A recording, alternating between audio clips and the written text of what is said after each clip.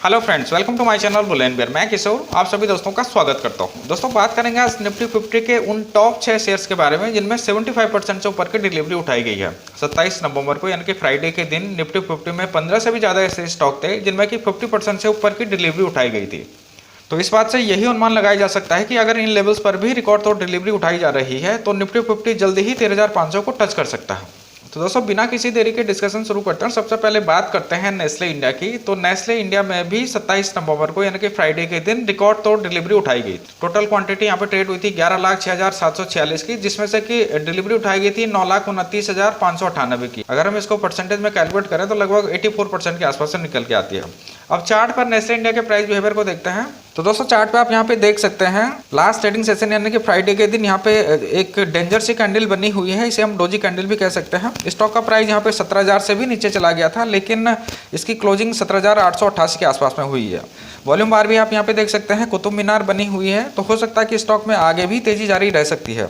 Stock अभी अपने all time high के जस्ट नीचे ट्रेड कर रहा है। ऑल टाइम हाई की बात करें तो 18,300 का लेवल इसका ऑल टाइम हाई का लेवल है। हालिया कंडीशन की बात करें तो स्टॉक अपने रेजिस्टेंस जोन पे ट्रेड कर रहा है। यहाँ पे आप देख सकते हैं काफी समय से स्टॉक 18,000 के लेवल को क्रॉस नहीं कर पा रहा है, और अगर 18,000 का लेवल क्रॉस होता है तो फिर 18,300 के लेवल को क्रॉस होने में ज्यादा समय नहीं लगेगा। विलियम परसेंटेज यहाँ पे नेस्ले इंडिया को ओवरबॉट जोन में शो कर रहा है। विलियम परसेंटेज का लेवल यहाँ पे -11 के आसपास में निकल के आता है, तो यहाँ पे प्रॉफिट बुकिंग या करेक्शन से भी इनकार नहीं किया जा सकता है।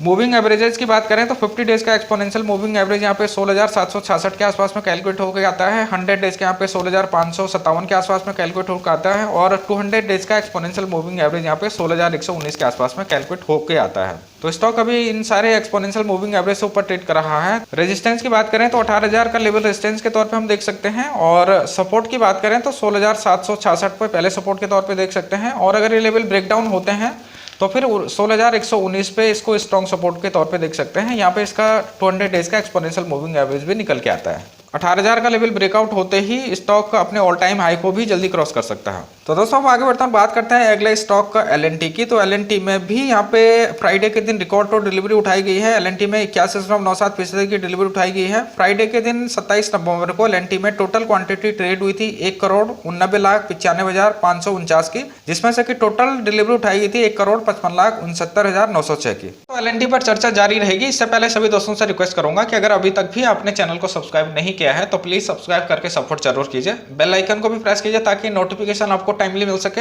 वीडियो पसंद आई तो लाइक शेयर करना बिल्कुल भी ना भूलें। और अगर आप डीमेट अकाउंट ओपन करना चाहते हैं फ्री ऑफ कॉस्ट तो अंजल ब्रोकिंग में आप अपना डीमेट अकाउंट ओपन कर सकते हैं। लिंक डिस्क्रिप्शन में है, लिंक पे जाकर आप आसानी से अपना अकाउंट ओपन कर सकते हैं और हमारे सपोर्ट ग्रुप से जुड़ सकते हैं। तो आप चार्ट पर एल&टी के प्राइस बिहेवियर को देखते हैं। तो चार्ट पे आप देख सकते हैं स्टॉक 1177 का हाई बनाने के बाद से ही थोड़ा करेक्शन करता हुआ दिखाई दे रहा है। 27 नवंबर को एल&टी ने हाई बनाया था 1140 का, लो बनाया था इसने 1,091 का, और आखिर में 1122 रुपये 40 पैसे के ऊपर में ये क्लोज हुआ। एल&टी में 1,024 का लेवल ब्रेक होती ही तेजी देखी गई थी। 19 अगस्त 2020 को एल&टी ने 1,024 का हाई बनाया था, और 1,024 का हाई बनाने के बाद से ही स्टॉक में गिरावट देखी गई थी, और 24 सितंबर आते आते स्टॉक 845 तक लुढ़क गया था। हालांकि स्टॉक को इन लेवल्स पे बाउंस बैक देखने को मिला, और 10 नवंबर को स्टॉक ने 1,024 के रेजिस्टेंस को ब्रेक किया। इंडिकेटर विलियम परसेंटेज की माने तो स्टॉक ओवरबॉट जोन से नीचे उतर चुका है। मूविंग एवरेजेस की बात करें तो 50 डेज का एक्सपोनेंशियल मूविंग एवरेज इसका 1,003 पे निकल के आता है, 100 डेज का 977 पे निकल के आता है, और 200 डेज का एक्सपोनेंशियल मूविंग एवरेज यहाँ पे 1,011 के ऊपर में निकल के आता है। तो स्टॉक अभी इन सारे एक्सपोनेंशियल मूविंग एवरेज से ऊपर ट्रेड कर रहा है। 1177 के लेवल को हम इमीडिएट रेजिस्टेंस के तौर पे कंसीडर कर सकते हैं, और अगर 1177 का लेवल ब्रेकआउट होता है तो फिर 1300 के लेवल भी जल्दी देखने को मिल सकते हैं, और 1300 के आसपास में एल&टी को रेजिस्टेंस फेस करना पड़ सकता है। सपोर्ट की बात करें तो 1000 का लेवल काफी इंपॉर्टेंट लेवल है। यहाँ पे सारे लॉन्ग टाइम फ्रेम के जो एक्सपोनेंशियल मूविंग एवरेजेस हैं यहाँ पे मिलते हुए नजर आ रहे हैं। तो जैसे कि मैंने पहले भी कहा है, स्टॉक अपने कंसोलिडेशन फेज में ट्रेड कर रहा है। मार्केट में या स्टॉक में अगर गिरावट आती है तो इस कंडीशन पे 1000 का लेवल पे स्टॉक को मजबूत सपोर्ट के तौर पे हम कंसीडर कर सकते हैं। तो दोस्तों तीसरा स्टॉक है एशियन पेंट। एशियन पेंट में भी रिकॉर्ड तोड़ डिलीवरी उठाई गई थी। टोटल क्वांटिटी यहाँ पे ट्रेड हुई थी 1,36,402 की, जिसमें से कि 79,38,402 शेयर की यहाँ पे डिलीवरी उठाई गई। परसेंटेज की बात करें तो 79.10% ये निकल के आता है, तो ये भी काफी हाई परसेंटेज यहाँ पे डिलीवरी उठाई गई। एशियन पेंट का अगर चार्ट देखें तो 19 मई को लगभग यहाँ पे 1480 का लो लगाने के बाद से ही स्टॉक अपट्रेंड में है। हालांकि कुछ दिनों से यहाँ पे स्टॉक कंसोलिडेट करता हुआ नजर आ रहा है। लगभग एक महीने पहले यानी कि 30 सितंबर को भी इसने 2240 के ऊपर का हाई लगाया था। लास्ट ट्रेडिंग डेज को भी एशियन पेंट ने 2240 के ऊपर का हाई लगाया। स्टॉक अपने ऑल टाइम हाई के आसपास में ट्रेड कर रहा है। 9 नवंबर को इसने 2249 का हाई लगाया था।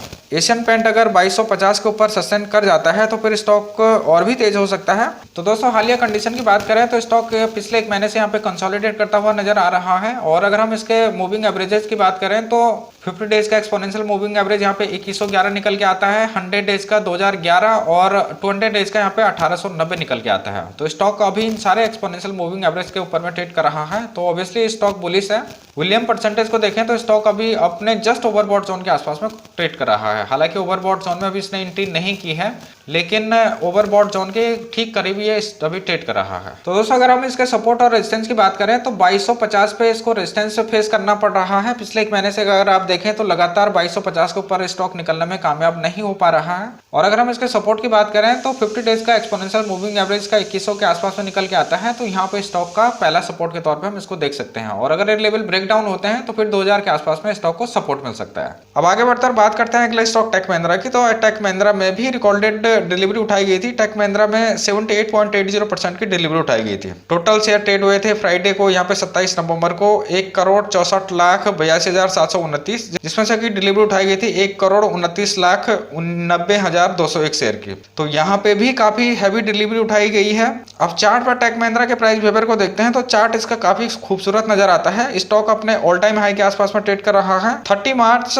2020 को स्टॉक 470 के भी नीचे लुढ़क चुका था, लेकिन यहाँ से इसमें तेज रिकवरी देखने को मिली। हालांकि पिछले हाई 846 को ब्रेक करने में स्टॉक को 5 अक्टूबर तक का समय लग गया। टेक महिंद्रा ने 5 अक्टूबर को अपना पिछला हाई यानी कि जो 846 का हाई था इसको ब्रेक किया। कुछ दिन पहले 24 नवंबर को इसने ऑल टाइम हाई बनाया था 890 का। विलियम परसेंटेज में स्टॉक ओवरबॉट जोन में यहाँ पे नजर आ रहा है। 50 डेज का एक्सपोनेंशियल मूविंग एवरेज यहाँ पे 560 का लेवल निकल के आता है और 100 डेज का यहाँ पे 604 का लेवल निकल के आता है। तो स्टॉक अभी अपने इन मूविंग एवरेजेस से ऊपर ट्रेड कर रहा है, तो स्टॉक ऑब्वियसली यहाँ पे अप ट्रेंड में है। 50 डेज और 100 डेज के एक्सपोनेंशियल मूविंग एवरेज के ऊपर अभी ये ट्रेड कर रहा है। 890 का लेवल इसको रेजिस्टेंस के तौर पे हम देख सकते हैं और 890 का लेवल क्रॉस होते ही स्टॉक अपने कंसोलिडेशन फेज से बाहर निकल जाएगा और आगे की जर्नी शुरू करेगा। और अगर हम इसके सपोर्ट की बात करें तो 50 डेज का एक्सपोनेंशियल मूविंग एवरेज यहाँ पे पहले सपोर्ट के तौर पे देखा जा सकता है। 29 अक्टूबर को भी स्टॉक इन लेवल्स पर सपोर्ट लेता हुआ नजर आया था। ज्यादा बड़ी गिरावट की कंडीशन में 100 डेज के एक्सपोनेंशियल मूविंग एवरेज पे स्टॉक का स्ट्रॉन्ग सपोर्ट नजर आता है। अब बात करते हैं अगले स्टॉक एनटीपीसी की। तो दोस्तों एनटीपीसी में भी रिकॉर्डेड डिलीवरी उठाई गई है। टोटल शेयर यहाँ पे ट्रेड हुए थे 21,69,81,706, जिसमें से की डिलीवरी उठाई गई थी 17,09,46,275 की। परसेंटेज की बात करें तो दोस्तों लगभग 89% के आसपास में यहाँ पे डिलीवरी उठाई गई है, तो ये भी काफी हाई परसेंटेज यहाँ पे दिखाई देता है। अब चार्ट पर एनटीपीसी के प्राइस बिहेवियर को देखते हैं तो दोस्तों चार्ट इसका बड़ा बेजान सा नजर आता है। लगातार लोअर लो और लोअर हाई की कंडीशन यहाँ पे बनी हुई है। कोविड-19 से ठीक पहले इसका प्राइस लगभग 110 के आसपास में था, लेकिन अभी तक एनटीपीसी अपने पिछले हाई यानी कि 110 के लेवल को क्रॉस नहीं कर पाया है। 21 और 22 अगस्त को एनटीपीसी ने 108 का हाई जरूर लगाया था, लेकिन तब से लेकर अब तक एनटीपीसी 100 तक भी पार नहीं कर पा रहा है। एनटीपीसी में तेजी तभी देखी जा सकती है जब कम से कम स्टॉक 100 के ऊपर में सस्टेन कर पाए। इंडिकेटर विलियम परसेंटेज को अगर आप देखें तो स्टॉक ओवरबॉट जोन से नीचे उतर चुका है। 50 डेज का एक्सपोनेंशियल मूविंग एवरेज यहाँ पे 89.28 निकल के आता है और 100 डेज का एक्सपोनेंशियल मूविंग एवरेज यहाँ पे 90.15 निकल के आता है। स्टॉक अभी इनसे काफी ऊपर ट्रेड कर रहा है, तो 100 डेज के एक्सपोनेंशियल मूविंग एवरेज पे यहाँ पे पहले सपोर्ट के तौर पे देखा जा सकता है और बड़ी गिरावट की कंडीशन में इस 80 के लेवल पे स्टॉक को सपोर्ट मिल सकता है। तो यहाँ पे इसका 80 के लेवल पे इसका मजबूत सपोर्ट नजर आता है। अब आगे बढ़ते हैं, बात करते हैं अगले स्टॉक इन्फोसिस की। तो दोस्तों इन्फोसिस में भी ठीक ठाक डिलीवरी उठाई गई है। इन्फोसिस में 74.96% की डिलीवरी उठाई गई है। टोटल शेयर ट्रेड हुए थे यहाँ पे 2,53,06,145, जिसमें से की डिलीवरी उठाई गई थी 1,89,69,986 की। तो दोस्तों अब चार्ट पर इन्फोसिस के प्राइस बिहेवियर को देखते हैं। तो इन्फोसिस अपने आप में एक टॉप क्लास का स्टॉक है। चार्ट भी काफी इसका शानदार नजर आता है। 18 मार्च 2020 को 511 का लो लगाने के बाद से ही स्टॉक लगातार तेजी में है। इन्फोसिस 1185 का हाई लगा चुका है। कोविड-19 से ठीक पहले इन्फोसिस 800 के ऊपर में ट्रेड कर रहा था और 14 जुलाई को ही इन्फोसिस ने 800 के लेवल को ब्रेकआउट कर लिया था। हालिया स्थिति की बात करें तो यहाँ पे स्टॉक अपने कंसोलिडेशन फेज में है। 1160 260 का लेवल ब्रेकआउट होते ही इन्फोसिस में नई दौड़ शुरू हो जाएगी, ऐसा मुझे लगता है। 15 अक्टूबर को स्टॉक ने 1185 का ऑल टाइम हाई लगाया था। हालांकि इसी दिन इसमें भारी गिरावट भी देखने को मिली थी और एक ही दिन में स्टॉक 1100 से भी नीचे आ गया था। वॉल्यूम परसेंटेज को देखें तो स्टॉक ओवरसोल्ड जोन की तरफ जाने की कोशिश कर रहा है। हालांकि हाल फिलहाल स्टॉक अभी ओवरसोल्ड जोन से काफी ऊपर है। मूविंग एवरेजेस की बात करें तो 50 डेज का एक्सपोनेंशियल मूविंग एवरेज यहाँ पे 1049 कैलकुलेट होकर आता है और 100 डेज का एक्सपोनेंशियल मूविंग एवरेज यहाँ पे 974 के आसपास में कैलकुलेट होकर आता है। तो दोस्तों ये थे टॉप शेयर जिनमें हाई परसेंटेज डिलीवरी उठाई गई थी। तो उम्मीद करता हूँ कि डेटा आपको पसंद आया होगा। तो प्लीज लाइक सब्सक्राइब करके इनकरेज जरूर कीजिए। साथ ही हमारे टेलीग्राम चैनल को भी ज्वाइन कीजिए, क्योंकि हम यहाँ पे लेटेस्ट अपडेट के साथ में बाय सेल कॉल भी रिकमेंड करते हैं। तो दोस्तों इस वीडियो में इतना ही, फिर मिलता हूँ, तब तक के लिए नमस्कार, जय हिंद।